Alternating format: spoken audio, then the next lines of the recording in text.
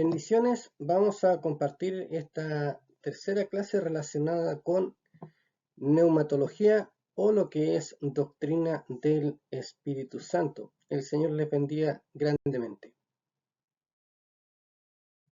Entonces, hablamos del fruto y dones del Espíritu Santo. Y hay que notar la diferencia entre fruto y dones. Los dones del Espíritu tienen que ver con la capacidad espiritual, lo que uno hace en el servicio, y el fruto tiene que ver con el carácter, lo que uno es. Por lo tanto, son dos aspectos diferentes en relación al Espíritu Santo. Los dones son recibidos instantáneamente como resultado del bautismo con el Espíritu Santo, y el fruto es el resultado del nuevo nacimiento. Se desarrolla gradualmente al permanecer en Cristo. Los dones en sí mismos no son una indicación de vida espiritual profunda. Sin embargo, la medida del desarrollo del fruto del Espíritu sí lo es, indica permanencia en Cristo. ¿Por qué? Porque el don se aplica o se manifiesta en algún momento determinado. En cambio, el carácter es permanente. Definimos a una persona de acuerdo a lo que esta persona es, y consideramos algunas cualidades y decimos esta persona es de tal manera. Pero tiene que ver con un desarrollo progresivo, con un crecimiento, con una manifestación en el tiempo de algunas actitudes. Por lo tanto, el fruto del Espíritu se debe trabajar, se debe crecer, se debe fortalecer. ¿Cómo? A través del Espíritu Santo. El fruto del Espíritu se conoce por un pasaje en Gálatas capítulo 5, 22 y 23, y son los que están marcaditos aquí en rojo: amor, gozo, paz, paciencia, benignidad, bondad, fe, mansedumbre, templanza. Uno de los comentaristas que leía decía que al final todas estas características del fruto son simplemente el amor manifestado de distintas maneras. Entonces tenemos amor propiamente como evidencia interna y externa del discípulo de Cristo. En esto conocerán que son mis discípulos, si tuvieran amor los unos por los otros. No puede haber una iglesia con división interna, no puede haber una iglesia en donde se maltraten los miembros de ella siendo ambos cristianos, siendo seguidores de Jesucristo. Debe haber amor. El gozo es la respuesta ante la bendición de Dios y no depende de las circunstancias. Si hay pan en la mesa, si hay dinero en el bolsillo, si hay salud, no depende de las circunstancias. Dios le ha bendecido con salvación y ese es suficiente motivo para tener gozo en su vida. Paz es una característica interior y se manifiesta en la relación con los demás. Si me altero fácilmente, entonces no hay mucha paz en mi interior. Sin embargo, en el trato con los demás es donde yo puedo mostrar esa paz que Dios me ha dado de manera interna por el Espíritu Santo. Paciencia es perseverar en medio de las dificultades. Seguimos adelante, pese a todo y a pesar de todo, seguimos creyendo, seguimos avanzando, seguimos creciendo y siendo responsables con todas esas actividades que tenemos, con todo lo que está a nuestro alrededor. Seguimos avanzando a pesar de que puedan haber algunas dificultades. Benignidad. Esto es ser bueno. Ternura. Se define también algunas versiones. Y es el trato hacia otros. Es el tratando con los otros, especialmente en sus faltas. ¿Qué quiere decir? Que podemos mostrarnos benignos cuando alguien ha fallado. Y no ser jueces, no criticar, no ir simplemente al choque, sino ser bueno.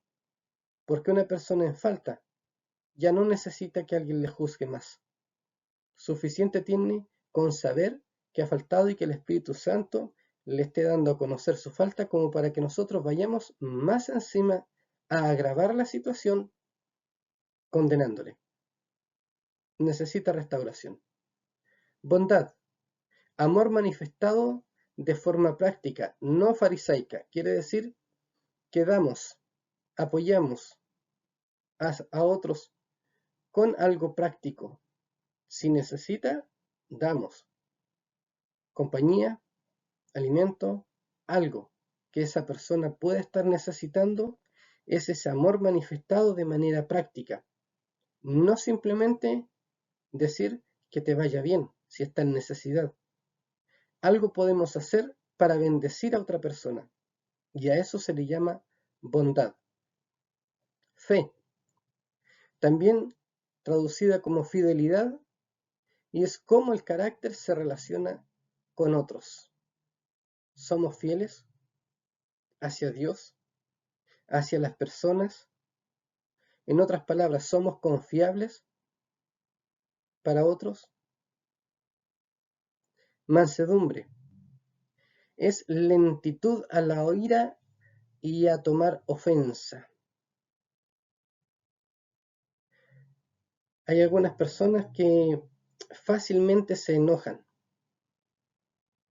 No debería ser así si somos cristianos. Deberíamos tener un carácter más manso, lentos a la ira. Pensemos primero, pensemos, y luego vamos a responder. La mansedumbre no es cobardía o falta de liderazgo. Ejemplo tenemos a Moisés, cuando se dice que no había un hombre más manso que Moisés, pero era líder, era el libertador del pueblo, era el que trajo las leyes, conocido como profeta. Entonces, mansedumbre no tiene que ver con debilidad o falta de carácter, al contrario, es una persona que tiene voluntad, es una persona que es capaz de esperar, no airarse fácilmente. Templanza, también traducido como dominio propio, y es verdadero amor propio. Es cuánto me amo yo. Y en ese sentido, nuestro carácter es equilibrado. El fruto del Espíritu tiene que ver con carácter. Y eso es lo que debe manifestar alguien que se asemeja a Cristo o que va en camino a la estatura del varón perfecto. Bautismo con el Espíritu Santo. Lo primero tenemos que decir es que debe ser llamada esta experiencia por su nombre. No es que un hermano simplemente se haya emocionado con lo que está sucediendo, sino que es bautizado. Mateo 3:11 dice, yo a la verdad os bautizo en agua para arrepentimiento, pero el que viene tras mí, cuyo calzado yo no soy digno de llevar, es más poderoso que yo. Él os bautizará en Espíritu Santo y fuego. Entonces es una experiencia definitiva posterior a la salvación. Ejemplo, Pablo en camino a Damasco, su conversión. Días más tarde, el bautismo. O los 12 hombres en Efeso, cuando Pablo les pregunta si es que ellos han oído en algún momento del Espíritu Santo. Y les dijo, ¿recibisteis el Espíritu Santo cuando creísteis? Y ellos le dijeron, ni siquiera hemos oído si hay Espíritu Santo. Entonces, el bautismo es posterior. Además, el bautismo es la promesa del Padre. Lucas 24:49 dice, He aquí yo enviaré la promesa de mi Padre sobre vosotros, pero quedaos vosotros en la ciudad de Jerusalén hasta que seáis investidos de poder de lo alto. Ellos 1:4 dice: y estando juntos les mandó que no se fueran de Jerusalén, sino que esperasen la promesa del Padre, la cual les dijo: oísteis de mí. Es Jesús encargando a sus discípulos que ellos no se vayan de Jerusalén hasta que reciban la promesa del Espíritu Santo, del bautismo del Espíritu Santo en ellos. Es el don del Padre y del Hijo. En Juan 14:16 leemos: y yo rogaré al Padre y os dará otro consolador para que esté con vosotros para siempre. En Juan 15:26 dice: para cuando venga el consolador, a quien yo os enviaré del Padre, el Espíritu de verdad, el cual procede del Padre, él dará testimonio acerca de mí. Es la Trinidad actuando en este sentido. Es el Espíritu Santo, es el Padre, es el Hijo completo. Es el mandato del Señor y no es un capricho del creyente. Ya leímos Hechos 1:4. Y en este sentido tenemos que repetir y decir: y estando juntos les mandó que no se fueran de Jerusalén, sino que esperasen la promesa del Padre, la cual les dijo: oísteis de mí. No es que a un cristiano se le ocurrió el don del Espíritu Santo, sino que es una promesa, es un mandato, y es para los que obedecen. En ellos, capítulo 5:32, dice lo siguiente: y nosotros somos testigos suyos de estas cosas, y también el Espíritu Santo, el cual ha dado Dios a los que le obedecen. Más aún, es una búsqueda. Hay un versículo muy conocido en Efesios 5:18. Dice: no os embriaguéis con vino, en lo cual hay disolución, antes bien sed llenos del Espíritu Santo. Es una indicación, pero también se debe tratar como una búsqueda. No es que una persona simplemente de la nada bautismo del Espíritu. Al contrario, también es una búsqueda. Busquen ser llenos del Espíritu Santo. Y esto tiene que ver con voluntad, tiene que ver con deseo, tiene que ver con lo que uno quiere hacer también en la iglesia. El propósito principal del don del Espíritu Santo es capacitar al creyente para el servicio cristiano. No es para que el creyente diga: yo tengo galardones, una jineta. No.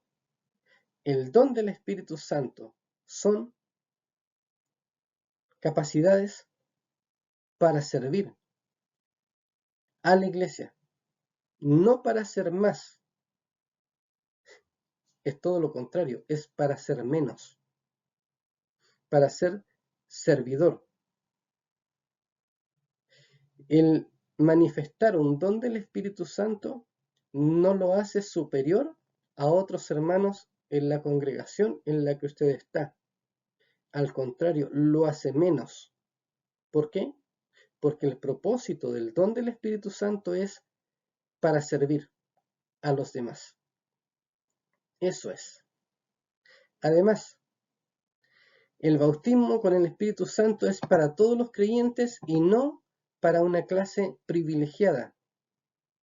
Aquí no se trata de que el liderazgo de la iglesia solamente pueda manifestar los dones del Espíritu Santo. Es para todos los creyentes, sin importar raza, condición social, estudios académicos, género, no importa. Aquí depende única y exclusivamente de la voluntad del Espíritu Santo, a quien Él quiere. Permite manifestar estos dones. Entonces el propósito es para servir y es para todos los creyentes. En cuanto a dones espirituales, tenemos una lista en 1 Corintios 12 que es la más conocida, y se habla de los dones carismáticos en este sentido. En 1 Corintios 12, del 8 al 10, leemos: porque a este es dada por el Espíritu palabra de sabiduría, a otro palabra de ciencia según el mismo Espíritu, a otro fe por el mismo Espíritu, a otros dones de sanidades por el mismo Espíritu, a otro el hacer milagros, a otro profecía, a otro discernimiento de espíritus, a otro diversos géneros de lenguas y a otro interpretación de lenguas. Pero todas estas cosas las hace uno y el mismo Espíritu, repartiendo a cada uno en particular como Él quiere. Ahora, estos dones espirituales o carismáticos que aparecen en esta lista se han separado o dividido en tres tipos. Uno son los dones para saber de forma sobrenatural, y aquí tenemos palabra de sabiduría, palabra de ciencia, discernimiento de espíritus. Dones para actuar de forma sobrenatural, que es fe, pero no es la fe salvadora que tiene todo creyente, es una fe conocida por algunos como esa fe de locos, que es capaz de ver y decir que algo va a suceder, y nosotros, los otros, vemos y decimos eso no, pero el hermano o hermana que manifiesta ese don está seguro de esto. ¿Por qué? Porque tiene una fe que es capaz de ver cosas que otros no. Y esa fe capacita también para operaciones de milagros y dones de sanidad. Una tercera lista o división de esta lista de Corintios 12 son los dones para hablar de forma sobrenatural. Tiene que ver con profecía, dones de lenguas e interpretación de lenguas. La lista de Romanos 12, del 6 al 8, son llamados dones de servicio, porque hay una palabrita que considerar aquí. De manera que, teniendo diferentes dones según la gracia que nos es dada, si el de profecía, úsese conforme a la medida de la fe, o si de servicio, en servir, o el que enseña en la enseñanza, el que exhorta en la exhortación, el que reparte con liberalidad, el que preside con solicitud y el que hace misericordia con alegría. Este pasaje pone un acento en la palabrita que aquí dice el que, haciendo responsable a la persona del don. Si una persona exhorta, hágalo. Si una persona preside, con solicitud. Si una persona sirve, que lo haga. ¿Por qué? Porque estos dones son conocidos más enfáticamente en lo que es el servicio a la iglesia. Y hay otros dones más en 1 Corintios 12, 28 al 30 que también se mencionan.